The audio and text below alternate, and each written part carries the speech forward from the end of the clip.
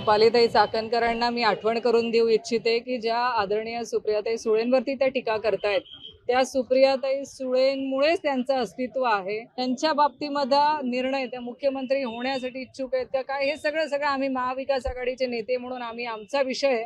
पण तुम्हाला नक्कीच आमदारकीचे डोहाळे लागल्यासारखं आम्हाला दिसतंय. पहिले आमदार किंवा नगरसेवक होऊन दाखवा ताई, त्याच्यानंतर एका नेत्यावरती आरोप करायला तुमचा अधिकार असेल. ज्या नेत्यांनी तळागाळातल्या गोरगरीब लोकांचे प्रश्न मांडलेत यांच्यावरती बोलणं म्हणजे आकाशामध्ये थुंकण्यासारखं आहे. ते सगळं तुमच्यावरतीच परत येणार आहे. त्याच्यामुळे त्या भानगडीत तुम्ही पडू नका.